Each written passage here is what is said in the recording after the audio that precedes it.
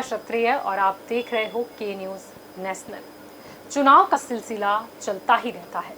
गुजरात में कुछ महीने पहले ही स्थानीय निकाय के चुनाव हुए थे और अब 2022 विधानसभा चुनाव की तैयारी शुरू हो चुकी है, ब्यूगल बज चुका है।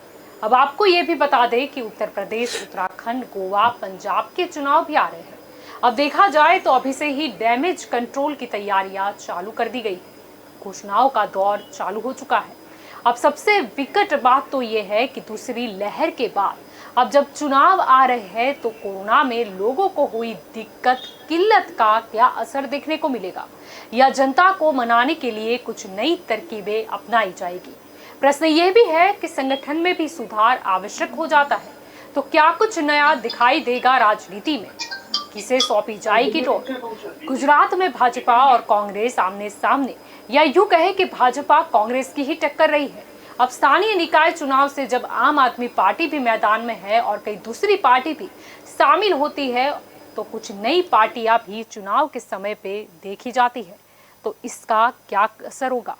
और यही हमारे आज का मुद्दा है कि क्या डैमेज कंट्रोल की प्रक्रिया जो है वो शुरू कर दी गई है।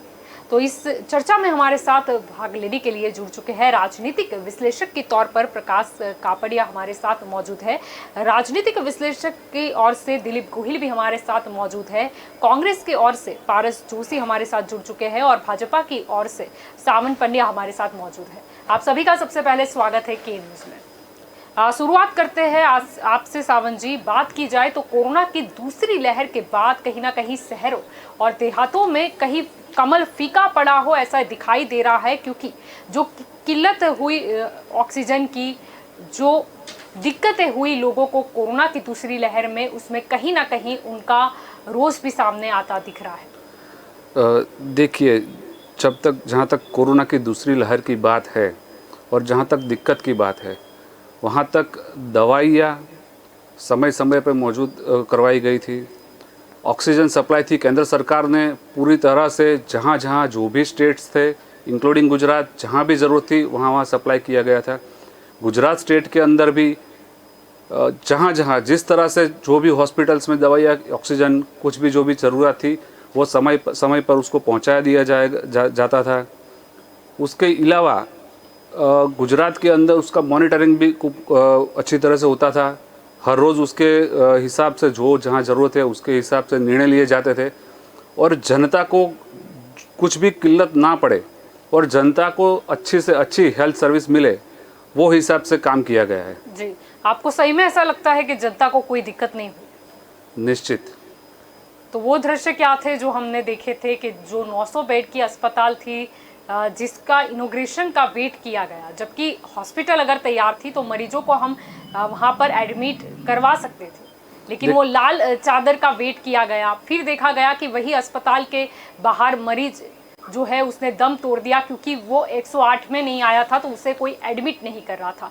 और ये तो एक किस्सा है, ऐसे तो कई किस्से हैं। देखिए, जहाँ तक एडमिशन की बात है अस्पताल के अंदर, तो समयांतर उसमें पॉलिसी डिसीजन लिए गए थे। समयांतर उसमें जनता को कोई भी तकलीफ ना हो वो हिसाब से डिसीजन लिए गए थे।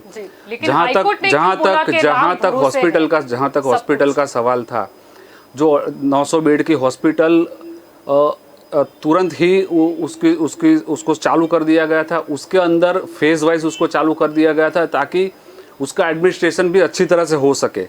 तो जब स्टार्ट हुआ उसके थोड़े ही समय के अंदर पूरा हॉस्पिटल भी स्टार्ट हो गया, वहाँ पे पेशेंट्स को भी एडमिट करना चालू हो गया और बहुत अच्छी तरह से वहाँ पेशेंट्स को ट्रीटमेंट मिलने लगी थी। तो वो भी कई ऐसे लोग थे, वो लोग बोल रहे थे कि यहाँ पे सबसे अच्छी फैसिलिटी दी जा रही है, सबसे अच्छी ट्रीटमेंट दी जा रही है। तो हॉस्पिटल अगर इतना बड़ा अगर इतना बड़ा यूनिट एक साथ कहाँ पे खड़ा होता है और उसको अच्छी तरह से एडमिनिस्ट्रेशन किया जाता है, वो एक बड़ी बात है। और कितने कम समय में वो खड़ा हुआ था। आपकी ओर आना चाहूंगी प्रकाश जी, क्या कहना चाहोगे जब कोरोना की दूसरी लहर की बात हो रही है तो क्या उसकी असर शहर और देहातों में देखी जाएगी आने वाले चुनाव में? आने वाले चुनाव में ये सब चीज़ें जो भूतकाल गया है, प्रजा का पीड़ित भूतकाल गया है, तो उसको प्रजा याद तो करेगी कि भाई ये तकलीफ हुई थी।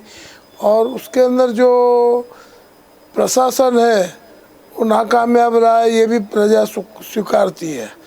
इसके पहले जो भी शासन कांग्रेस का रहा है उसमें भी जब विपक्ष की भूमिका मजबूत रही भाजपा की, तब वो शासन पक्ष पे आए, शासक पक्ष पे।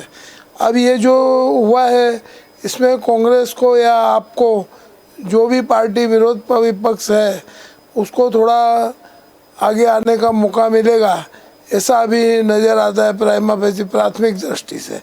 लेकिन जिस तरह से मजदूरों का ध्यान नहीं रखा गया, गरीब लोगों का ध्यान नहीं रखा गया, लोगों को इधर से बाहर जाने की सहूलियत नहीं थी, लोगों रास्ते में कैसे कैसे दूसरे राज्यों में गए, अचानक घोषणा लॉकडाउन की, तो ये जो एक कुदरती आपत्ति थी, जैसे दूसरी आपत्ति आती है ऐसे यह महामारी की भी एक आपत्ति आई, लेकिन उसको संभालने में महज अंश पे या ज़्यादा अंश पे सरकार निष्फल रही है। ये बात सत्य को स्वीकारना चाहिए, कोई भी पार्टी हो मैं बोलूँ, लेकिन ये बात हकीकत है कि प्रजा काफ़ी पीड़ित हुई है और लोगों को जो महंगी दवाएं लेनी पड़ी और बाहर से लेनी पड़ी।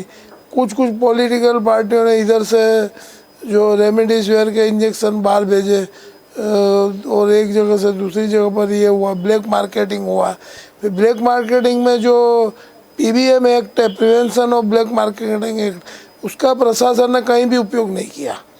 अगर उसका उपयोग करते हैं तो भी कुछ कंट्रोल आता है इनकी परिस्थिति में, क्योंकि जो मेडिकल माफिया लोगों ने लाभ लिया इसका, दूसरे कई प्रकार के अलग अलग प्रकार के माफिया अपने गुजरात में है, देश में है, और प्रशासन, न्यायतंत्र, पुलिस तंत्र और कलेक्टर कचहरियाँ सबको साथ में मिलकर काम करना चाहता था, लेकिन सबकी दिशा इधर अलग अलग दिखाई पड़ी। वो प्रजा को ऐसा लगता है कि भाई न्यायतंत्र की गरिमा का प्रश्न खड़ा हो गया कि न्यायतंत्र आदेश करता है और पालन नहीं होता है या पालन में विलंबित होता है। Justice is delay, justice is deny, ये हमारा गांधी जी का सूत्र था। तो जो डिले हुआ है उसमें भी प्रजा को अन्याय हुआ है और सहन ज़्यादा करना पड़ा है।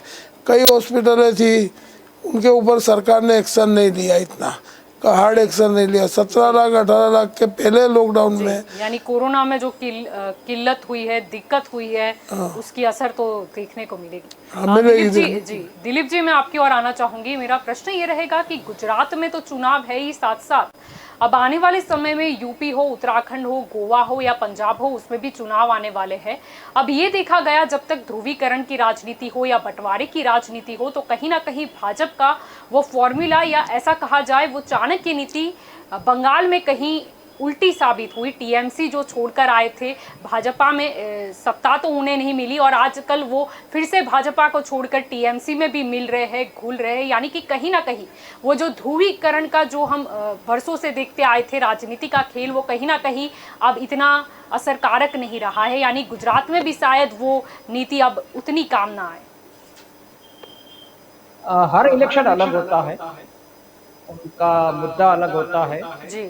क्या स्थिति रही, कौन से मुद्दे हैं, ये सब देख के इलेक्शन का रिजल्ट डिसाइड होता है।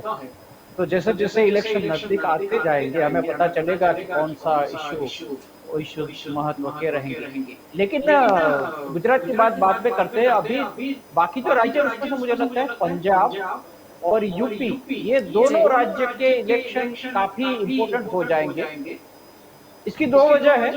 पंजाब में अभी सत्ता में है कांग्रेस, लेकिन वहाँ प्रॉब्लम हो रहा है। कैप्टन अमरिंदर के सामने नवजोत सिंह सिद्धू खड़े हो गए हैं। यहाँ यूपी में आप देखिए योगी के सामने 250 MLA ने साइन करके दिया है कि हम उनसे खुश नहीं है। मतलब वहाँ बीजेपी में घमासान मचा हुआ है जी। तो ये दोनों पार्टी में आपस में ही इतने सारे अभी प्रॉब्लम है कि आगे जाके क्या होगा वो देखना पड़ेगा। गुजरात में अभी टाइम है 1.5 साल का, आते आते क्या होता है वो पता चलेगा। लेकिन अभी आज तो ये कह सकते हैं कि जो कुछ हुआ सेकंड वेव में वो बहुत आघात, वो बहुत ही दिल हिला देने वाला था। हमने जो लाइनें देखी, आपको ना एम्बुलेंस मिले, एम्बुलेंस मिल जाए तो आपको एडमिशन ना मिले, एडमिशन मिल जाए तो आपको ऑक्सीजन ना मिले, ऑक्सीजन मिल जाए तो आपको इंजेक्शन ना मिले, इंजेक्शन ये सब ना मिले, और आपका अगर डेथ हो जाए तो आपको स्मशान में जाके भी लाइन लगाना पड़े, ये जो देखा है जी। वो जरूर एक मुद्दा बनेगा, लेकिन अभी टाइम है हमारे पास 1.5 साल का, आगे आगे क्या जी। होता है वो अभी हमें देखना जी, पड़ेगा। कहीं ना कहीं भाजपा तो माहिर ही रही है डैमेज कंट्रोल करने में, यानी हो हाँ, सकता है कोशिश कुछ। की जाएगी। जी। जी। ये जो आप। वहाँ यूपी जी। में, वही यूपी में चल ही रहा है डैमेज कंट्रोल के लिए, अब गुजरात में क्या होता है देखते हैं। जी, आपकी ओर आना चाहूंगी पारस जी। यहाँ पर जब बात चल रही है 2022 के चुनाव की, तो स्थानीय निकाय चुनाव की बात करें तो अभूतपूर्व सफलता मिली थी भाजपा को। अब क्या ये भाजपा जो बात कहती आई है कि लोग भी अब त्रस्त हो चुके हैं परिवारवाद से, यानी कहीं ना कहीं लोगों ने भाजपा की बात का स्वीकार कर दिया है, या फिर कांग्रेस एक नई राजनीति के साथ उभर के आएगी? जी, जो अभी जो स्थानिक चुनाव हुए उसमें जो भी बहुमत मिला भारतीय जनता पार्टी को, लेकिन उसके बाद में आज जो 3-4 महीने 5 महीने के बाद की जो सिचुएशन है वो पूरी अलग है। जी। और कांग्रेस पार्टी फिर से लोगों के दिल के अंदर जगह बनाने के लिए पूरी सक्षम है, वो पूरा प्रयत्न कर रही है। कोरोना काल के अंदर ये जो भाजपा सरकार गुजरात के अंदर और पूरे भारत के अंदर जो टोटली फेल हुई, जो हेल्थ इंफ्रास्ट्रक्चर देने में जो फेल हुई, उसके हिसाब से आज करीबन 3.5 लाख लोगों के ऊपर पर की मौतें हुई है। ये भी एक जरूर लोगों के मन में ये विचार रहा है कि हमने कहीं गलती तो नहीं कर दी। गुजरात के अंदर आज 25-30 साल से लोगों ने भाजपा को सिलेक्ट किया हुआ है, लेकिन अब उनके मन में यही विचार आ रहा है कि हमने ये गलती कर दी है उनको वोट देके, क्योंकि जो बेसिक इंफ्रास्ट्रक्चर है, हेल्थ का इंफ्रास्ट्रक्चर है, या फिर आज आप ये देखिए कि पेट्रोलियम प्राइस जो बढ़ रहे हैं, गैस के दाम जो बढ़ रहे हैं, और टैक्स वसूली जो करी जा रही है, ये जो एक जैसे जनता है वो कोई आतंकवादी हो या कोई ऐसे उनकी गुलाम हो, उस तरह से सरकार अपना बिहेवियर उनके सामने रख रही है।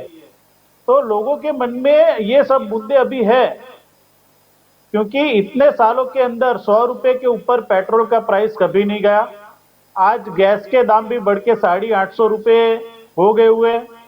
कोरोना के अंदर लोगों को एम्बुलेंस नहीं मिली, ऑक्सीजन नहीं मिले, दवाइयां नहीं मिली, स्मशान के अंदर जगह नहीं मिली।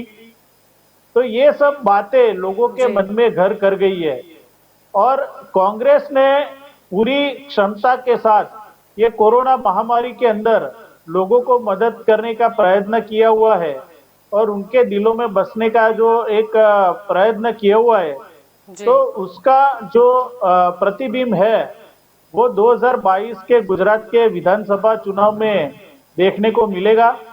और हम भी ये आत्ममंथन करते रहे 4-5 महीने से कि हमने कहाँ पे गलती की, लोगों को समझने में, वो गलती भी हम सुधार रहे हैं, और उसका फायदा अगले चुनावों में हमको जरूर मिलेगा। जी, सावंत जी आपकी ओर आना चाहूंगी। यहाँ पर बात चल रही है गुजरात की, तो गुजरात में विजय रूपाणी जी की जो सरकार है वो नाकामयाब तो कोरोना की दूसरी लहर में रही। तो 2022 में भाजपा के लिए ये बहुत ही बड़ी चुनौती साबित होने वाली है। और दूसरी बात करें कि जैसे कि उनकी कुछ स्ट्रेटेजी जो अब लोग भी समझते हैं कि वो जो करते हैं उसमें उनका प्रचार का कहां से वो मुद्दा बन गया। जैसे बात करें बीज कंपनी का, वो झोला खाली करवा के कहीं ना कहीं लोगों को या बिजनेसमैन से उनका फायदा करवा के शायद चुनावी फंड लेना चाहते हैं, ऐसा दिखाई दे रहा है। यानी कि बेगानी शादी में अब्दुल्ला दीवाना, क्योंकि लाभ जो दे रहे हैं वो तो चलो वीज कंपनी, झोला जो खाली होगा वो तो वीज कंपनी का होगा। उसमें आप खुद ही प्रशंसा की कहां से बात आई थी जो वो एफबी पर पोस्ट रख रहे थे वगैरह? देखिए, जहाँ तक भाजपा सरकार का सवाल है, तो कोरोना के पूरे काल में भाजपा सरकार में, जहाँ गुजरात की सरकार हो या केंद्र सरकार हो, कोरोना को कंट्रोल करने के लिए जो जो स्टेप्स चाहिए थे, जो जो पगले लेने चाहिए थे, वो लिए हुए हैं। जहाँ तक दवाई का सवाल था, जहाँ तक ऑक्सीजन का सवाल था, वो सब पर्याप्त मात्रा में उसको जनता को उपलब्ध करवाया गया था। जहाँ तक वैक्सीनेशन का भी सवाल था, इतने बड़े देश के अंदर पूरी दुनिया में सबसे अच्छा और फास्टेस्ट वैक्सीनेशन आज इंडिया में हो रहा है। वैक्सीनेशन के अलावा अगर हम जाए पर तो एवरेज के हिसाब से तो हम अभी काफी पीछे हैं। एवरेज कल तक 0.21% एवरेज और उसका कैलकुलेशन काउंट करिएगा तो हम कहाँ होते हैं वो आपको पता चल जाएगा कि यूएस में कितने लोगों को दी गई, यूके में कितने लोगों को दी गई और भारत में कितने लोगों को दी गई। दूसरा, जहाँ तक जनता का विश्वास है, जनता का विश्वास भारतीय जनता पार्टी के साथ हमेशा रहा है, हमेशा भारतीय जनता पार्टी के साथ रहेगा। भारतीय जनता पार्टी एक कैडर बेस्ड पार्टी है, जहाँ भारतीय जनता पार्टी का हर एक कार्यकर्ता जनता के बीच में कोई भी मुश्किल ही हो, कोई भी अगर कोरोना जैसी गंभीर महामारी हो, उसके सामने डट कर लड़ा है, जनता के साथ वहाँ पे खड़ा था। तो सरकार का प्रशासन हो या भारतीय जनता पार्टी का कार्यकर्ता हो, दोनों तरफ से जनता के लिए जितना भी हो सकता था भारतीय जनता पार्टी ने उतना किया है और भारतीय जनता पार्टी हमेशा पब्लिक के साथ खड़ी थी और खड़ी रहेगी। पर ऐसा पब्लिक को क्यों नजर नहीं आया? ऐसा पब्लिक को, दूसरी लहर में जो दृश्य जैसे दिलीप जी भी बता रहे थे, हमने देखा था 108 के लिए लोगों को काफ़ी 3-3 दिन तक वेट करना पड़ता था। अगर एम्बुलेंस मिल भी जाती है तो हॉस्पिटल में बेड मिलेगा या नहीं, चलो मिल जाता है, अगर ऑक्सीजन की ज़रूरत पड़ी तो ऑक्सीजन मिलेगा या नहीं। और लास्ट में शमशान के भी वो जो दृश्य थे वो लोगों के जहान से जा नहीं रहे। देखिए मैडम, एक बात ऐसी भी है कि एक साथ किसी एक एम्बुलेंस के ऊपर कितने सारे कॉल अगर आ जाते हैं तो वो एम्बुलेंस टर्न बाय टर्न और जिस तरह से गवर्नमेंट ने जिस तरह से पॉलिसी की गई थी वो हिसाब से सबके लिए वो सब पेशेंट को अटेंड करती थी। जितनी एम्बुलेंसेस एडिशनल ऐड कर सकती थी सरकार, वो सब एम्बुलेंसेस ऐड की थी। ICU ऑन व्हील भी ऐड किया गया था। जहाँ तक हॉस्पिटल्स का सवाल है, सरकार की सभी हॉस्पिटल्स के लिए सरकार ने बहुत ही अच्छी तरह से वहाँ पे एडमिनिस्ट्रेशन भी किया था। वहाँ पे पेशेंट जाते थे, या फिर ऐसा था कि स्थानीय निकाय के चुनाव में कहीं ना कहीं हमारी तैयारी कच्ची रह गई, क्योंकि पहले से ही खबरें आ रही थी कि भारत को खतरा है, दूसरी जो वेव है वो दूसरे कई देशों में आ चुकी थी और भारत को खतरा है, ऐसा हमने सैकड़ों बार देखा था। टीवी रिपोर्ट्स में भी आता था, अखबारों में भी आता था। देखिए, जहाँ तक गुजरात और महाराष्ट्र के अंदर तो चुनाव नहीं था। महाराष्ट्र के अंदर चुनाव नहीं था। जब गुजरात की, ठीक है, आप महाराष्ट्र की बात करना चाहते हो तो चलो महाराष्ट्र की बात कर लेते हैं। महाराष्ट्र सरकार ने भी ये बोला था कि केंद्र सरकार वो तो आपकी है ना, भाजपा, जो प्रॉपरली वैक्सीन नहीं दे रही है, ऑक्सीजन नहीं दे रही। भाजपा की सरकार प्रॉपरली वैक्सीनेशन आप इतना बता दीजिए कि अगर चुनाव सभा में 10,000 लोग इकट्ठा हुए, उसको कोरोना नहीं होता, क्या वो पहचानते हैं ये लोग तो कार्यकर है, ये लोग तो नेता है, तो इनको हम नहीं लगे? ऐसा था। देखिए, कोरोना की चीज़ ऐसी है कि वो नाच जात कुछ दिखता नहीं है। कोरोना किसी को भी कहीं से भी हो सकता है, पहली बात।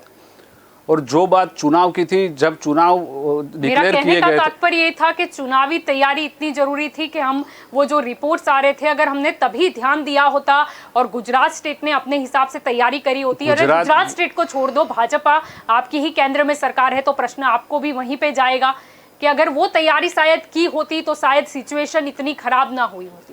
जैसे हम अभी से बोलने लगे हैं कि तीसरी वेव आएगी, तीसरी वेव की तो तैयारी भी हो चुकी है, हम लड़ने के लिए सक्षम है, तो तब ध्यान नहीं गया था क्या? नहीं, बहुत ही है। बात यह है कि जब चुनाव की तैयारी भी हो रही थी तब भी सरकार कटिबद्ध थी कि कोरोना अगर कहीं से भी कुछ भी होता है तो कोरोना के सामने किस तरह से लड़ाई लड़ी जाए। जहाँ तक सोशल डिस्टेंसिंग का सवाल था या मास्क और सबका सवाल था, तब सरकार की तरफ से प्रचार भी उतना ही किया जाता था, पब्लिक को भी उतना ही समझाया जाता था, बोला जाता था कि भाई क्या क्या ज़रूर है, क्या क्या हमें मेंटेन करना चाहिए।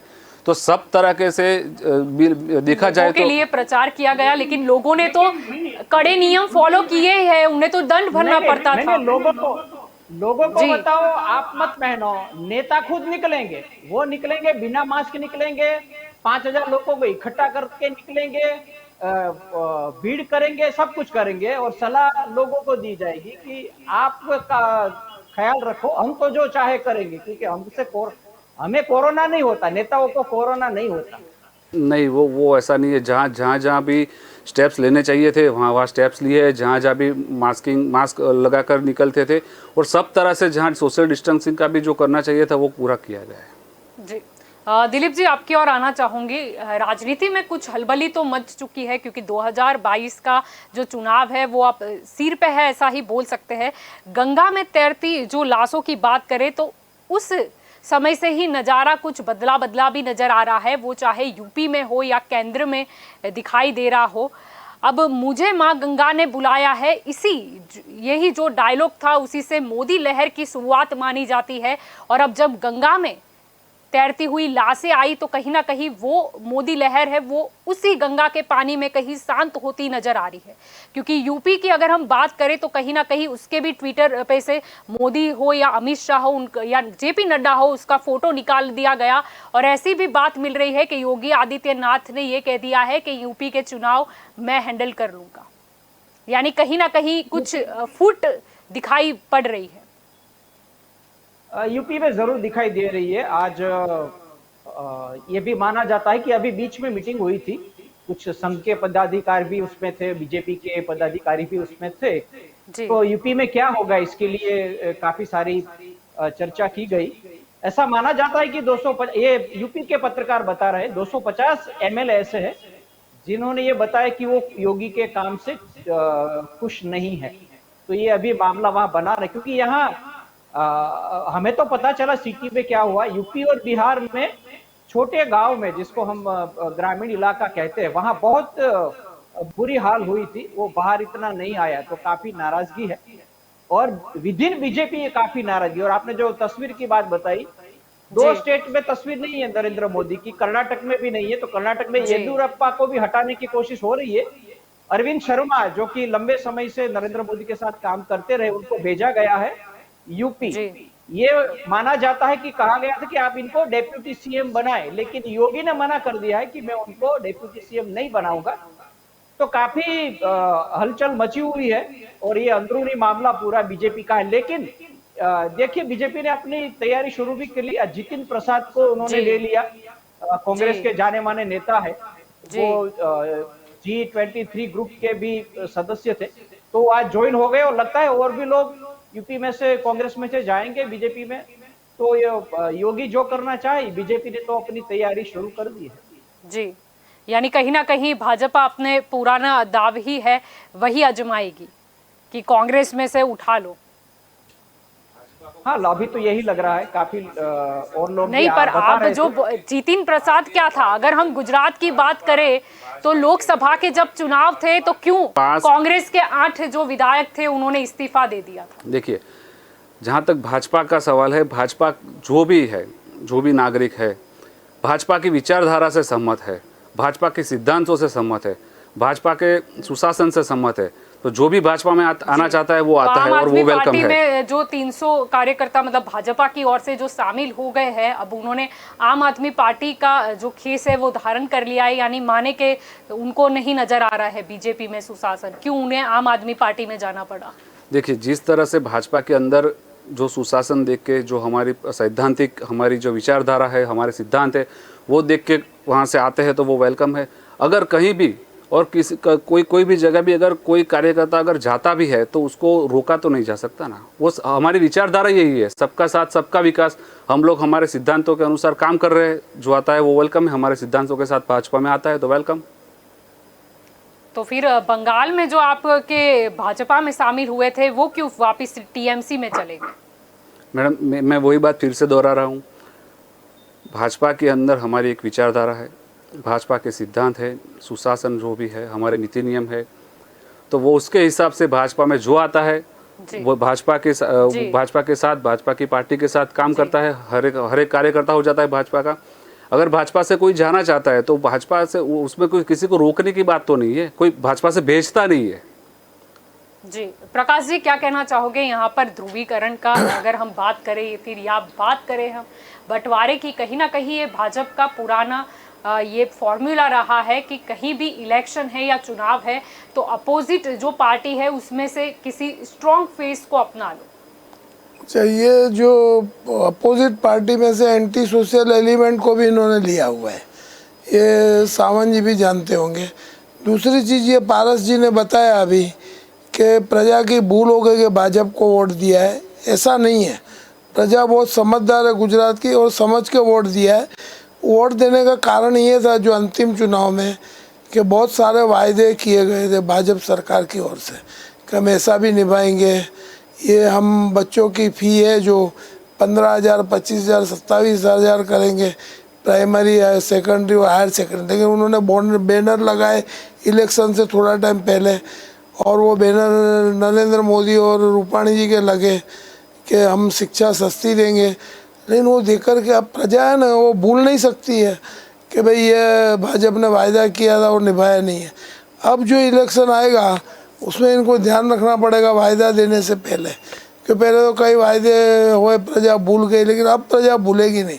कि कोरोना काल के कारण दूसरे छोटे बड़े दुख होंगे वो भी याद आएंगे, वो भी पीड़ा देंगे प्रजा को। यानी दूसरी वेव के बाद जनता को याद आ चुका है कि क्या क्या वादे जो है वो किए गए थे और उन्हें क्या नहीं निभाए। जी पारस जी, मैं आपकी ओर आना चाहूंगी। यहाँ पर बात हुई थी कि गंगा में जो लाश बह रही थी और भी कई मुद्दे पर चर्चा हुई, तो ये भी प्रश्न उठता है कि कांग्रेस क्यों नजर नहीं आई। अगर हम अमेठी की बात कर ले तो कांग्रेस वहां पर नजर नहीं आई, ना सोनिया जी दिखी, ना प्रियंका जी या राहुल जी इतने नजर आए हमें, या मोदी जी के विरोध के अलावा मतलब क्या किया, ये प्रश्न भी उठता है जब आप विपक्ष में। जी जलपा जी, मैं आपको अपडेट कर दूं कि अमेठी में राहुल गांधी जी ने ये कोरोना काल चालू हुआ तब से मोर्चा अमेठी में संभाल लिया है, और वहां पे करीबन 15 से ऊपर ऑक्सीजन प्लांट कांग्रेस द्वारा इम्प्लांट किए हुए हैं। और राहुल गांधी जी खुद वहां पे अमेठी जाकर करीबन उन्होंने ये कोरोना काल के अंदर 15 से 20 दिन अमेठी के अंदर गुजारे, ये शायद आपको पता नहीं होगा। और वहां पे जाके कांग्रेस कार्यकर्ताओं को ये सूचना दी गई थी कि जो भी ऑक्सीजन की कमी है या बेड की कमी है, एम्बुलेंस की कमी है, तो कांग्रेस ने खुद ने वहां से 25 से ऊपर एम्बुलेंस डोनेट की, और उसके बाद यह लोगों की सेवा करने का आदेश श्री राहुल गांधी जी ने दिया। और कांग्रेस के कार्यकर्ता अमेठी में उन्होंने पूरा मोर्चा संभाल लिया था। यानी आपका कहने का मतलब है स्मृति जी उनको तो बंगाल भेजने का प्लान किया गया था इलेक्शन हारने के बाद। उनकी जो मदर है स्मृति ईरानी जी की, वो बंगाल है। तो ये हारने के बाद ये भाजपा ने ये प्लान किया कि भी अभी स्मृति जी को वहां पे बंगाल में ममता जी के सामने खड़े करे, क्योंकि ममता जी इलेक्शन हार गई, अभी उनका इलेक्शन में जीतना जरूरी है। तो स्मृति जी को वहां पे ले गए थे, क्योंकि स्मृति ईरानी जी को तो इलेक्शन के काम में बिजी रखा, वो तो अमेठी में दिखाई ही नहीं दी। और इसकी जो है नोंद है वो समाचार पत्रों ने, टाइम्स ऑफ इंडिया ने, हिंदू ने और सब जो अंग्रेजी अखबार थे उन्होंने ली थी। और राहुल गांधी जी ने तो अमेठी उनके दिल में बसा हुआ है, और वहां पे पहले से उन्होंने मेहनत चालू कर दी है। पिछले चुनाव में जो भी हुआ, हारे या नहीं हुआ, लेकिन उनके दिल में अमेठी बसा हुआ है, और वहां पे उन्होंने पहले से मेहनत चालू कर दी थी। और स्मृति ईरानी जी वहां पे नहीं दिखी, उसका मैंने जवाब दे दिया है, क्योंकि उनको पश्चिम बंगाल में अभी एक चेहरे के रूप में ये तो बात हो गई अमेठी की। अमेठी के अलावा क्यों कांग्रेस उतनी नजर नहीं आई, क्योंकि मुद्दा तो ये काफी गरमाया हुआ था और लोगों को ये भी आवश्यकता थी दूसरी लहर के काल में कि कोई उनकी आवाज को स्ट्रांगली उठाए, लेकिन विपक्ष कहीं ना कहीं कमजोर साबित हुआ। पक्का मैडम, देखिए इसमें क्या है कि विरोध करने का जो टाइम है उस टाइम हम लोग विरोध अभी चालू करेंगे, लेकिन ये टाइम जो था कोरोना का, जो 2-3 महीने थे, उसमें लोगों को मदद की जरूरत थी, उनको सेवा की जरूरत थी, उनको ऑक्सीजन की, दवाइयों की और बेड की और अस्पतालों की जरूरत थी। तो उस टाइम कांग्रेस का जो हर कार्यकर्ता था वो राजकीय भेदभाव भूल के सेवा में लगा हुआ था। कहाँ पे भी जाके वहां पे ऑक्सीजन की जरूरत है, वैक्सीन, अगर भारत के अंदर कई ऐसे लोग हैं जिनके पास अभी जो मोबाइल नहीं है, या मोबाइल है तो उसके अंदर इंटरनेट नहीं है, तो कोरोना सेवक बनके ऐसे ऐसे लोगों का कांटेक्ट करके उनको वैक्सीनेशन के लिए रजिस्ट्रेशन कराया। उसके बाद में कोरोना जिसको भी हुआ था और उसमें से अच्छे हो गए थे, तो उनको प्लाज्मा देने के लिए उनको कन्विंस किया, और पूरी एक ब्लड बैंक उन्होंने खड़ी की कि जिसके हिसाब से अगर डॉक्टर बोलते हैं कि कोरोना पेशेंट को प्लाज्मा की जरूरत है, तो पूरी कांग्रेस ने ब्लड बैंक खड़ी की हुई थी कि वहां से उनको प्लाज्मा मिल सके कोरोना के दर्दी को। जी। विरोध तो आप- करने की बात जी। अपनी जगह पे जी। थी। अभी हम लोग सेवा में लोगों की जान बचाने में पड़े थे, क्योंकि इससे लेकिन गंगा ये में ना हो, तरती पारस लाशें जी। डबल हो जाती। लेकिन ये पारस जी, कांग्रेस ये की जितिन जो प्रकाश सेवा चले की गए। प्रवृत्ति थी, इसके हिसाब से ये मौतें कम हुई है। बाकी अगर जो ये कांग्रेस ने ये प्रवृत्ति जी। सेवा की चालू नहीं जी, की होती, लेकिन आप तो जो अभी बोल रहे हो मौत का विरोध आंकड़ा लेकिन पक्ष कुछ का और तो होता। काम ही होता है विरोध नहीं, करना। पारस जी आप सेवा में लगे रहे और जितिन प्रसाद चले गए, गुजरात में से जाएगा क्या? कौन नया प्रदेश प्रमुख बनेगा गुजरात में, वो देखने के बाद नहीं, उसको और तो लोग आपने अभी जाएंगे। जवाब दिया। आपने अभी जवाब दिया कि जैसे भाजपा में से किसी को तो उसको रोक नहीं सकते, तो वैसे कांग्रेस में भी है। अगर किसी को जाना है तो वो हम लोग उसको रोक नहीं सकते। अच्छा है, इलेक्शन से पहले जिसको भी जाना है वो जाए दूसरे पक्ष के अंदर, तो उसके बाद क्या है कि हमको एक्चुअली पता चले स्थिति क्या है, पर हमारे पारस जी, यहाँ पे कौन पारस सच्चे जी, कार्यकर्ता है। अगर चुनाव से पहले नहीं जाते तो चुनाव के बाद जीत के चले जाते हैं, ऐसा भी तो होता है। और वो होता है, कहीं ना क्यों कहीं नहीं? कांग्रेस मैं- की ही सीट ले जाते हैं, देखिए, जैसे हमने सत्ताधारी लोकसभा पक्ष के से- चुनाव के समय पर देखा था। मैं सत्ताधारी ये पक्ष जो प्रॉब्लम है ज्यादा है ये पारस जी, शाम वो पहले से चले जाए। जी, पूरी जो पहले से चले सत्ताधारी जाए तो पक्ष ठीक भाजपा है। है वो कांग्रेस का ही बना हुआ है। उसमें 90% कांग्रेस के ही लोग हैं। भाजपा के जो पुराने लोग हैं ना, वो सिर्फ सभा में जो प्लास्टिक की कुर्सियां रखी हुई है ना, उसको साफ करने के लिए ही रखे हुए हैं। बाकी कांग्रेस के नेता ही स्टेज पे चढ़ के सबसे भाषण बड़ी देते हैं। पार्टी है और भाजपा, कांग्रेस से ही कार्यकर्ता के भाजपा हिसाब चल से रही है, विश्व की सबसे भाजपा बड़ी से पार्टी है। भाजपा नहीं चल रही तो है। भाजपा ये भाजपा कांग्रेस ऐसी के किसी नेताओं इस सावंत तरह जी, से यहाँ पर आप इतना- विश्व की इतना सबसे पावर है कि उनको बड़ी पार्टी की भाजपा आप वाले को बात कर रहे हो, तो कांग्रेस के आदमियों को लेना मैं पड़ा। आपको ही प्रश्न पूछ देती हूँ कि फ्री में जो वैक्सीन वाली घोषणा है वो नरेंद्र मोदी ने अभी की। अब प्रश्न ये है कि वो की उन्होंने, लेकिन सुप्रीम की डांट के बाद, सुप्रीम कोर्ट की डांट के बाद। अब पहले देखा गया था बिहार हो या बंगाल हो, कहीं ना कहीं उस चुनाव में भी फ्री वैक्सीन का मुद्दा आजमाया गया था, लेकिन ठीक है कहीं पर बंगाल में उसका जादू नहीं दिखा। तो फिर क्या आवश्यकता आन पड़ी? देखिए, भाजपा के पहली बात भाजपा के लिए वैक्सीन कोई चुनावी मुद्दा नहीं है। ऐसा था कि कहीं ना कहीं वो प्रमाण पत्र पे से मोदी जी का फोटो हट रहा था, इसीलिए सोचा कि नहीं, वैक्सीन इससे तो मिलनी फ्री में ही चाहिए। वैक्सीन दे दें। भारत की सरकार सबके लिए वैक्सीन की सुविधा कर रही है। भाजपा के लिए वैक्सीन कोई चुनावी मुद्दा ना था, ना कोई चुनावी मुद्दा रहेगा। तो भारत के हर एक नागरिक को वैक्सीन दी जानी चाहिए और भारतीय जनता पार्टी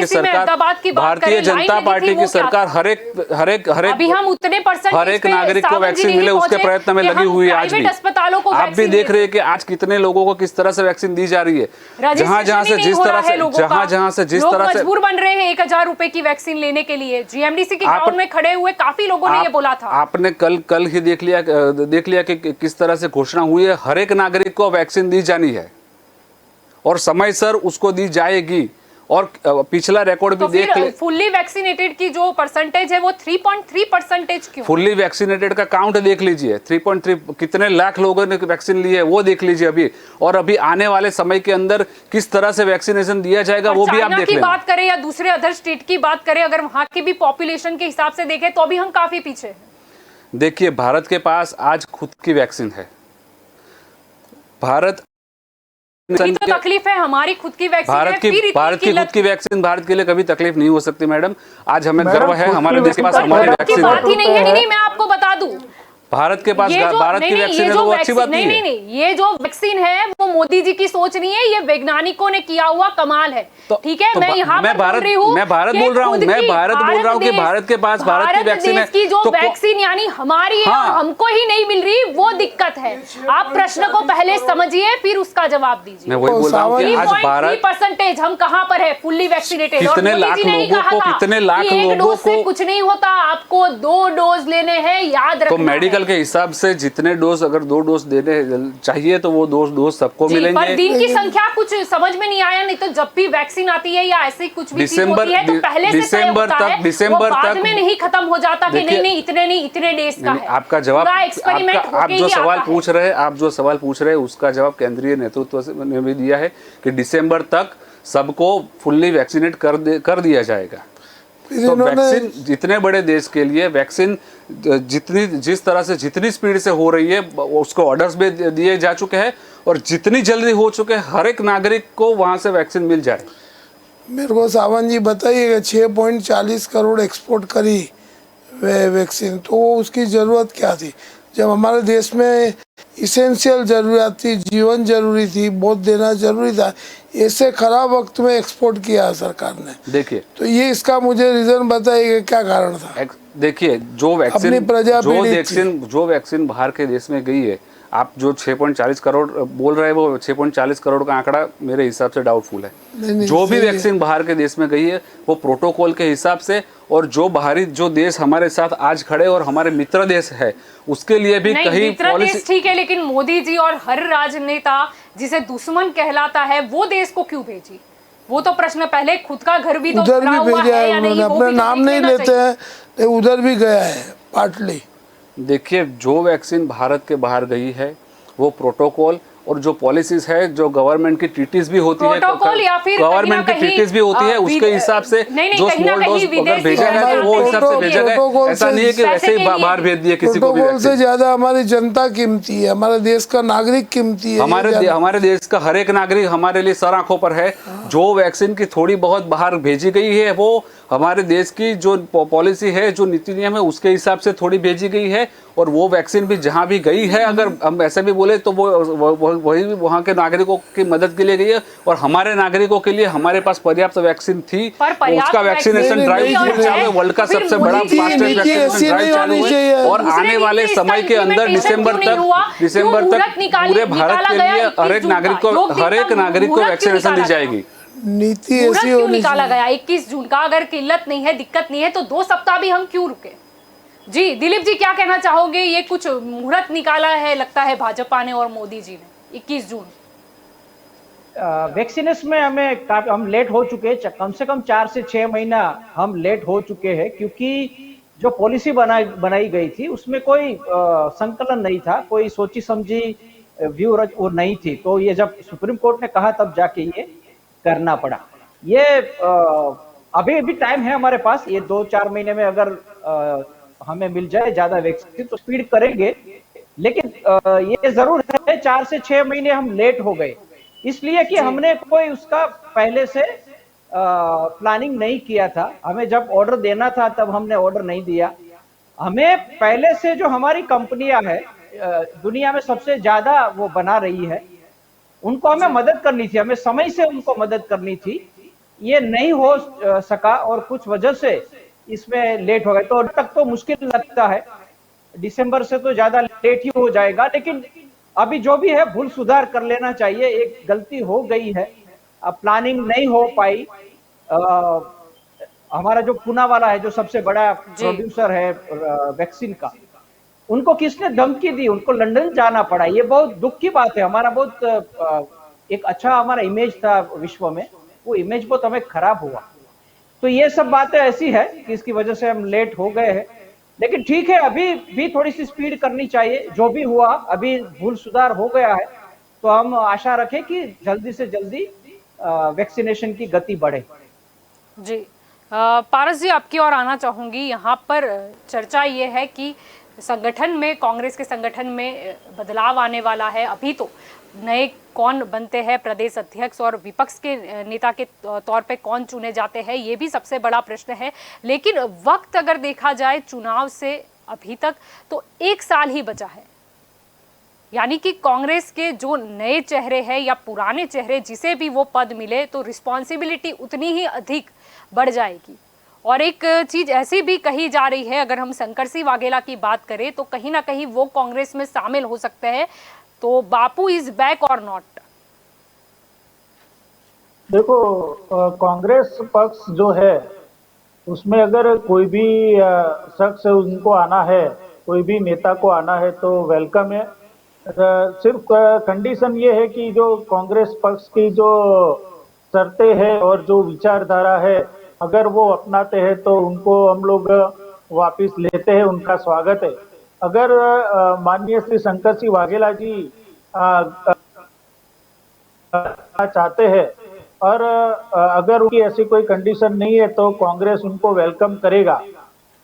तो और दूसरा आपने जो बोला कि अभी 1 साल बाकी है, हम लोग पहले ही आज से अगर करीबन 1 डेढ़ साल पहले ही 1 डेढ़ महीने पहले ही आपको ये बता देते कि हमारे नए प्रदेश अध्यक्ष कौन हो सकते हैं या हमारे विपक्ष के नेता कौन हो सकते हैं। लेकिन कोरोना महामारी के कारण सब कार्यकर्ता और पूरा पक्ष जो सेवा में लगा हुआ था लोगों की, इसके हिसाब से हमने देर की। लेकिन करीबन ये हफ्ते 10 दिन के अंदर पूरा ये फाइनल हो जाएगा, शायद आज या कल में भी फाइनल हो जाए। और हम लोग आपको पहले कोरोना के बताएंगे काल कि की वजह हमारे से रुके थे या कहीं ना कहीं कांग्रेस के अंदर भी जो हमें गुटवाद नजर आता है, कहीं ना कहीं गुटबंदी नजर आती है, इसकी वजह से लेट हो गया। और अगर हम बात करें तो हार्दिक पटेल को भी आज दिल्ली बुलाया गया था, तो कहीं ना कहीं जो पाटीदार समाज नाराज था, जिसकी वजह से ही सूरत में आम आदमी पार्टी का उदय हुआ, इस वजह से अभी तक डिसाइड नहीं हो पाया है। देखिए मैडम, कांग्रेस पक्ष जो है वो हर कार्यकर्ता की और हर नेता की आवाज सुनती है। इसके लिए हार्दिक पटेल को बुलाया गया। अर्जुन मोढवाडिया जी की भी बात सुनी गई, सिद्धार्थ पटेल जी की बात भी सुनी गई, भरत सोलंकी जी की बात सुनी गई, अमित चावड़ा जी की भी सुनी गई। सबकी बात सुनने का एक मौका हमारा जो हाई कमांड है वो देता है। वो मनस्वी निर्णय वो कार्यकर्ताओं के ऊपर वो दे नहीं देता है कि ये आपके नेता है, आपको मानना ही पड़ेगा। तो एक प्रोसेस है। और दूसरा ये मैं बताऊं कि कांग्रेस पक्ष में नहीं, हर पक्ष के अंदर, ये भाजपा हो या आम आदमी पार्टी हो या दूसरी कोई भी पार्टी हो, गुटबाजी तो सभी पक्षों के अंदर है। जैसे अभी आपने जो एक यूपी का एग्जाम्पल दिया, या फिर अभी जो भाजपा में से आपने एग्जाम्पल दिए कि 300 कार्यकर्ता आम आदमी पार्टी में जुड़ गए, तो गुटबाजी हर एक पक्ष के अंदर होती है। अगर घर होता है तो उसके अंदर झगड़ा होता है। तो वो हमारे पक्ष के अंदर हम लोग ये डैमेज कंट्रोल जो है वो जल्द से जल्द हमने किया हुआ है, उसकी कोशिश भी चालू है। और आपने जो बताया कि हार्दिक पटेल को पाटीदार इफेक्ट के अंदर, हम मानते हैं कि सूरत में जो पाटीदार इफेक्ट के हिसाब से हमको वोट नहीं मिले या कम मिले, उसके हिसाब से आम आदमी पार्टी को एक अच्छा स्टेज मिल गया गुजरात के अंदर। तो यहाँ पे पाटीदार इफेक्ट के अंदर हम लोग कहाँ पे फेल हुए, कहाँ पे वो गलती सुधारनी चाहिए और आगे से ये गलती नहीं हो, इसके लिए हमने हार्दिक पटेल को भी बुलाया है और पाटीदार नेताओं से भी बातचीत हो रही है कि ये गलती फिर से दोहराई नहीं जाए और वापस कांग्रेस पक्ष ये विधानसभा चुनाव के लिए तैयार है। जी, यानी कि 2017 के विधानसभा चुनाव में जो पाटीदार इफेक्ट का फायदा हुआ था कांग्रेस को, वो कांग्रेस को 2022 में वापस चाहिए। पक्का पाटीदार फायदा, जो पाटीदार समाज जो है उसका कांग्रेस पक्ष है, वो हर एक समाज का सपोर्ट लेके आगे बढ़ती है। ऐसा नहीं है कि वो सिर्फ कोई पर्टिकुलर कौम को आगे ले जाती है। हम लोग पाटीदार समाज को लेके भी आगे चलेंगे। आपने 2017 में देखा तो ठाकुर समाज में भी हम लोग आगे लेके चले थे। उसके बाद में हमारे साथ में सहयोगी जिग्नेश मेवाणी जी है, उनको भी लेकिन सहयोग में जहां लेके तक हम आप लोग आगे बात कर चले रहे थे। हो तो कहीं ना कहीं वो तो भाजपा में शामिल हो गए थे। ठीक है, उन्हें जनता ने वो मौका नहीं दिया, वो जो उनके हरी पेन से साइन करने के सपने थे। जी पक्का, जनता सब देखती है। जो पक्ष पलटू है जो है, अगर उनको लगता है कि हम ये पक्ष में से दूसरे पक्ष में चले जाएंगे, अगर वो सत्ताधारी पक्ष है और वहां पे हमको साम दाम दंड भेद के हिसाब से कोई भी ऐसा एमएलए का या कोई भी मंत्री का पद मिल जाएगा, तो जनता सब देखती है। और वापिस जब चुनाव लड़ते हैं तब जनता उनको ये मौका नहीं देती कि वो लोग उनकी सेवा वापिस कर सके। वो हमने ठाकुर समाज में देखा ही है। तो ये भी एक कैलकुलेशन हमारा है कि हम सब समाज को लेके आगे जाने वाले में से है। जैसे मुस्लिम समाज हो, ठाकुर समाज हो, रणनीति पक्की बनाई जा रही है। इस बार कहीं पे भी गलती न हो, उसका पूरा ध्यान रखा जा रहा है। जी दिलीप जी, मैं आपकी ओर आना चाहूंगी। अगर बात करें भाजपा की, तो भाजपा में भी कहीं ना कहीं गुटवाद नजर आ रहा है। भाई और भाव, इसकी जो लड़त है वो बहुत ही गरमाई हुई है। और अगर हम बात करें 13, 14 और 15 तारीख के, शायद उसमें भी जो भूपेंद्र यादव वो आ रहे हैं यहाँ पर गुजरात में, यानी कि भाजपा की अगर हम गुजरात में राजनीति की बात करें तो कुछ बदलाव देखने को मिल सकता है। हो सकता है थोड़ा बहुत बीजेपी पे भी शायद चेंज हो सकता है। आपने जो बताया वो ग्रुपिज्म अभी बीजेपी में भी दिखाई दे रहा है। भाई और भाव की बात तो है, लेकिन हमने देखा होगा सीएम कहते हैं मुझे पता नहीं है, और नितिन जी। भाई आरोग्य मिनिस्टर है, वो कहते हैं मेरी जानकारी में नहीं है। तो मुझे लगता है बीजेपी के जो शीर्षस्थ नेतृत्व है गुजरात में, जी। उनको भी अभी पता नहीं है क्या हो रहा है अपने पार्टी में, किसी को खबर नहीं है, किसी के पास जानकारी नहीं है। तो ये जो हेल्थ की क्राइसिस आई थी, ये जी। आरोग्य स्वास्थ्य की क्राइसिस थी, लेकिन आरोग्य प्रधान नितिन भाई पटेल और सीएम विजय रूपाणी, वो दोनों के बीच अनबन रही है, वो हम जानते हैं। कम से कम इस दौरान ये न हुआ होता तो गुजरात का भला हुआ होता। जब दमन आया था तभी नितिन भाई पटेल के डिपार्टमेंट ने एक चिट्ठी लिखी थी कि ये नहीं चलेगा, हमें अच्छे वेंटिलेटर चाहिए। जी। और अभी ये 1000 रुपए की वैक्सीन, वो जो ड्राइव चली, उनका पता ही जी। नहीं था हेल्थ मिनिस्टर को। ये मामला हेल्थ जी। डिपार्टमेंट का है और हेल्थ जी। मिनिस्टर को पता ही नहीं था। तो और ये सब कहीं ना बीजेपी कहीं में वो भी चल रहा है। जयंती रवि का ट्रांसफर वो भी हमें याद आ जाता है इस बीच। जी जी। प्रकाश जी, मैं आपकी ओर आना चाहूंगी। क्या कहना चाहोगे प्रकाश जी? यहाँ पर बात हो रही है गुटबंदी की, भाजपा के हो या कांग्रेस हो, कहीं ना कहीं गुटवाद जो होता है वो कहीं ना कहीं पार्टी को ही लॉस करवा के जाता है। ये जो गुटवाद है उसमें कांग्रेस में से, विरोध पक्ष में से प्रजा को ये आशा थी कि अभी विरोध पक्ष थोड़ा मजबूत था गुजरात में, थोड़ा सा, और उसको विरोध करना नहीं आया कांग्रेस पार्टी को, उनके गुटबंदी के कारण या उनके अंदर की लड़ाई के कारण। तो प्रजा को जब प्रशासन कुछ भी अत्याचार करता है तो विरोध पक्ष से काफ़ी कुछ आशाएं रहती है, लेकिन वो आशाएं सफल करने में कांग्रेस भी निष्फल रही है। अभी जो सूरत में पाटीदारवाद का जो चला, उसमें जो आपको मिली सीटें या जो भी हुआ है, तो उसके अंदर जो हमारे यहाँ पे ऐसा है कि जातिवाद का राजकारण नहीं होना चाहिए, सेकुलरिज्म है, लेकिन पार्टियाँ उसको करे बिना आगे बढ़ती नहीं है, चाहे कोई भी पार्टी है।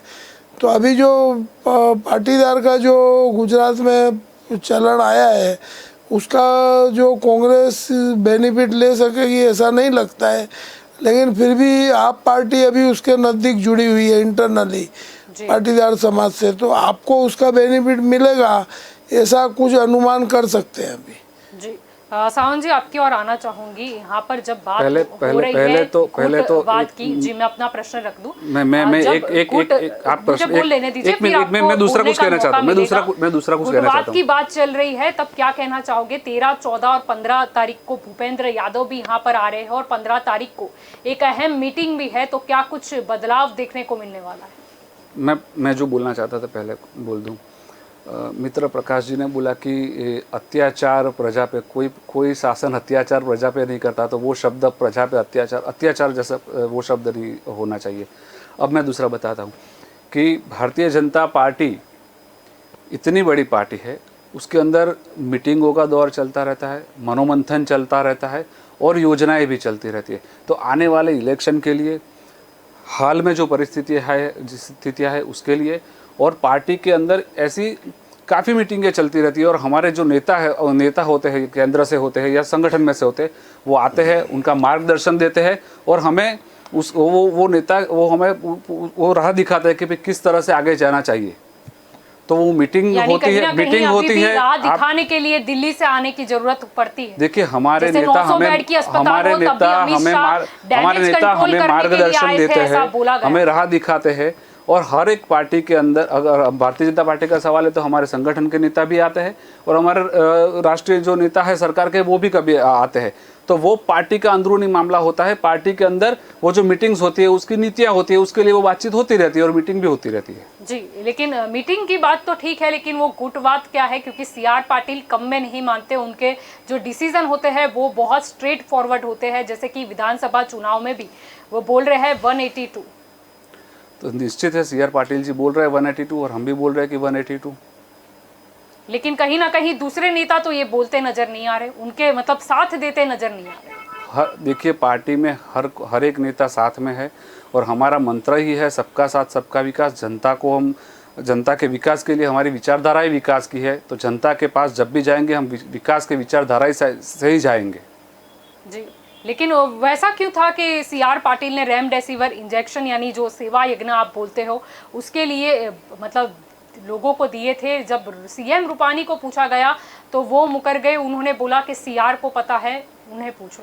देखिए, वो संगठन की ओर से एडमिनिस्ट्रेटिव जो वो होता था, तो हर एक चीज़ गवर्नमेंट के वहाँ पे वो बात हुई है कि नहीं उसके हिसाब से बोला था। तो ऐसा नहीं था कि उनको कुछ पता ही नहीं, उन्होंने पूछा, उन्होंने बताया था कि भाई इसका क्लैरिफिकेशन जो अच्छी तरह से है वो टाइम पे उनको वो नहीं था, वो उसकी बात चल रही थी।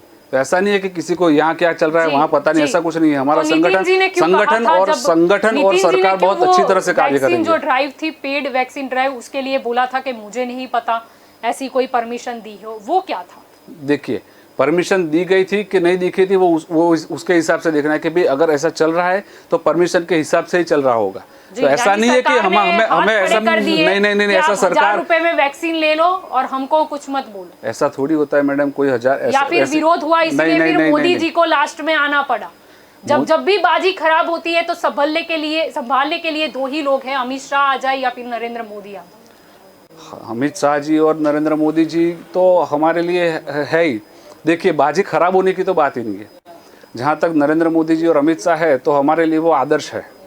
तो वो उनकी विचारधारा के साथ और उनके मार्गदर्शन के साथ हमारी पार्टी और संगठन कार्य करता है। क्यों कहा था कि आप जो आंकड़े हैं वो भी सही जाहिर कीजिए, वरना लोगों का विश्वास कहीं ना कहीं डगमगा जाएगा आप पे से? गुजरात हाईकोर्ट मैडम देखिए, जो भी जुडिशियल डिसीजंस है वो जुडिशियल डिसीजंस तो अभी पब्लिक डोमेन में है ही, तो उसके पर अब और अभी जो पेंडिंग मैटर्स है उसके लिए अभी कोई विशेष टिप्पणी मैं नहीं करना चाहूँगा। ये जी दिलीप जी, मैं आपकी ओर आना चाहूँगी। यहाँ पर जब 2022 के चुनाव की बात हो रही है तो ऐसा नहीं है कि भाजपा और कांग्रेस के बीच में ही शायद जंग हो, आम आदमी पार्टी भी मैदान में है और भी कई पार्टियाँ होती है, और अभी ऐसा भी बोला जा रहा है शायद कोई नया संगठन या नई पार्टी भी आ सकती है। आपको क्या लगता है कि जब भी कोई नई पार्टी आती है, ज़्यादातर हम देखते हैं कि उसको भाजपा की बी टीम करार दिया जाता है, क्या ऐसा होता है सही में मतों के डिवाइडेशन करने के लिए? ऐसा कहा जाता है कई बार। ये आम आदमी पार्टी के लिए इसलिए कहा जाता है कि उसका जो टारगेट ऑडियंस है, उनका जो फॉलोअर्स है, वो काफी बीजेपी से मिलता जुलता है। तो ऐसा हम कहते हैं। हम तो वैसे ओवैसी को भी बीजेपी की बी टीम ही कह दी, क्योंकि वो जहां भी जाते हैं वहां बीजेपी को फायदा करवाते हैं और उस तरह का पॉलिटिक्स करते हैं कि बीजेपी को फायदा हो। तो गुजरात में ये इस बार जरूर लगता है कि आम आदमी पार्टी थोड़ा सा बेटर करेगी। सूरत में उनको जो फायदा मिला है, उनके रीजंस अलग है, उनको अपनी स्ट्रेटेजी चेंज करनी पड़ेगी। जो मॉडल सूरत में उनको काम आया वो मॉडल पूरे गुजरात में काम नहीं आएगा। लेकिन ये देखा गया है इतने सालों में कि अभी बीजेपी के अगर कोई सामना कर सके पूरे देश में तो वो आम आदमी पार्टी है, जो उनको मैच करके उनकी स्ट्रेटेजी को मैच कर सके। कांग्रेस बहुत पुरानी पार्टी है, अभी भी उसका संगठन बचा हुआ है, लेकिन वो स्ट्रेटेजी नहीं है उसके, और थोड़ा सा लीडरशिप का प्रॉब्लम है। तो आम आदमी पार्टी की भूमिका जरूर रहेगी। और बाकी एक दो नाम अभी मीडिया में से भी जो गए हैं छोड़ के, वो भी कुछ कोशिश कर रहे हैं अपने हिसाब से क्या करे कैसे करे, और भी कुछ हो सकता है। और मुझे लगता है बीजेपी और कांग्रेस में, जैसा हम अभी मैंने पहले कहा था, पंजाब और यूपी में कांग्रेस और बीजेपी में आंतरिक अंदरूनी हलचल मची हुई है। मुझे लगता है यहाँ गुजरात में भी बीजेपी में और कांग्रेस में दोनों में भी जैसे जैसे चुनाव नजदीक आते जाएंगे कुछ अंदरूनी हलचल जरूर दिखाई देगी। पूरा मामला गुजरात का भी इस बार फिर से एक बार इंटरेस्टिंग बनेगा, इतना हम पक्का कह सकते हैं। जी, वैसे बोलते हैं कि एक म्यान में दो तलवार नहीं रह सकती, तो क्या लगता है कि अगर 2022 के विधानसभा चुनाव की बात है, रणनीति तय करने की बात है, तो जो हाई कमांड है भाजपा का यानी कि मोदी और अमित शाह, वो पसंदगी अपनी भाव पर रखेंगे या भाई पर? वैसे माना जाए तो सीआर पाटिल को दिल्ली हाईकमांड ने ही भेजा है, वो उनकी ही चॉइस है, वो हम मान सकते हैं। लेकिन दूसरी तरफ देखें तो रूपाणी को जब सीएम सिलेक्ट किया गया तो वो भी चॉइस ये दिल्ली हमीद भाई और नरेंद्र मोदी की ही थी। दोनों अभी तो भाजपा में जो भी कुछ होता है ये नरेंद्र मोदी और अमित शाह ही डिसाइड करते हैं, तो दोनों उन्होंने डिसाइड किया है। अब आगे किसको करेंगे वो मुझे लगता है धीरे धीरे स्पष्ट हो जाएगा। जी प्रकाश जी, मेरा आखिरी सवाल आपसे रहेगा, जब बात हो रही है 2022 के विधानसभा चुनाव की, तो आपको क्या लगता है कि बीजेपी में ये बार सीएम का फेस कौन सा रहेगा और कांग्रेस के पास कौन सा ऑप्शन है?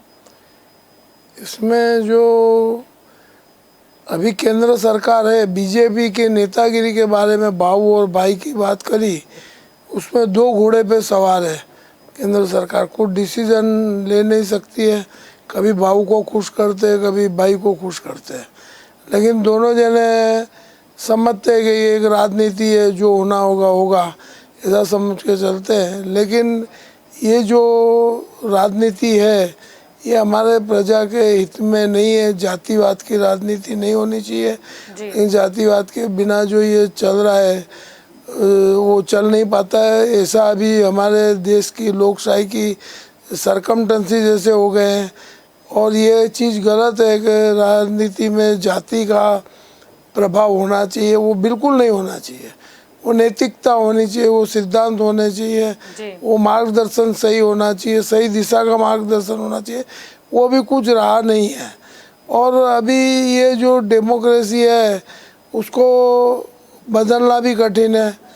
लॉ है जो कानून बना हुआ है, उसका भी इम्प्लीमेशन ये डेमोक्रेसी में नहीं होता है इस समय।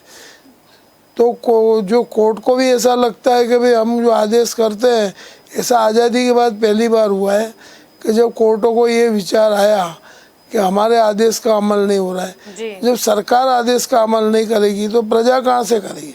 एक दिन ऐसा आएगा प्रजा का भी विश्वसनीयता कोर्ट में से कम हो जाएगी। धीरे धीरे अंतिम 10 सालों में कम होती रही है या 5 सालों में कम होती रही है। तो न्यायतंत्र हमारे इधर सर्वोपरि है, उसको जीवंत रखना हर एक राजकीय पार्टी का काम है। लेकिन अभी उसको जीवंत नहीं रखा जा रहा है, और यदि उसको जीवंत नहीं रखा जाए तो हमारी जो लोकशाही है वो तानाशाही में पलट जाएगी। और जैसे सरमुख्तियार शाही बोलते हैं, अत्याचार बोलते हैं, जो भी है ऐसा पहले भी कई शासकों ने किया हुआ है जब सत्ता पे आते हैं। लेकिन उनको ध्यान रखना चाहिए कि छोटा आदमी, गरीब आदमी, मिडिल क्लास आदमी, उसका ध्यान नहीं रखा है। कुटीर उद्योग का गाँव में, देहातों में विकास नहीं हुआ है गुजरात में, उसका भी प्रजा ध्यान में रहेगी देहातों में कि हमारा तो कुछ पैसा बोला इतना आता है अकाउंट में, इधर आता है, वो कुछ आया नहीं। तो ये सब चीज़ें इस इलेक्शन में पब्लिक भूलेगी नहीं। इतिहास के पन्ने हैं, वो गुजरात की पब्लिक भूल नहीं सकेगी, ये निश्चित बात है। ये दूसरी लहर काफ़ी कुछ सिखा गई। आप सभी इस चर्चा में हमारे साथ जुड़े, इसीलिए आप सभी का शुक्रिया। तो दंगल देश का में आज का हमारा मुद्दा था कि 2022 का जब चुनाव आने वाला है तो क्या सभी पार्टी ने डैमेज कंट्रोल शुरू कर दिया है। बात करें भाजपा की तो भाजपा में लग रहा है, अगर गुजरात की बात करें तो 15 तारीख को एक अहम मीटिंग है और भूपेंद्र यादव जब यहाँ पर गुजरात में आने वाले तो शायद कुछ नया देखने को मिल सकता है। कांग्रेस की बात करें तो कांग्रेस के नए अध्यक्ष कौन बनते हैं, विरोध पक्ष के नेता कौन बनते हैं, इस बात पर भी सभी की निगाहें टिकी हुई है। क्योंकि गुजरात की बात करें तब तक दूसरी पार्टियां होती है, लेकिन फिर भी जो खराखरी जो बोल सकते हैं हम, वो जो जंग देखने को मिलता है वो भाजपा और कांग्रेस में ही देखने को मिलता है। अब देखना ये भी है कि जब दूसरी लहर लोगों को बहुत कुछ सिखा के गई है, उसमें जो लाइनें हमने देखी थी, कतारें देखी थी, वो जो कमी देखी थी, किल्लत देखी थी, उसकी असर क्या 2022 के इलेक्शन पे पड़ती है या नहीं, या उससे पहले ही उसका डैमेज कंट्रोल किसी ना किसी प्रकार कर दिया जाता है, ये तो वक्त ही बताएगा। तो दंगल देश का में अभी बस इतना ही। ज़्यादा जानकारी के लिए आप जुड़े रहे के न्यूज़ के साथ। नमस्कार।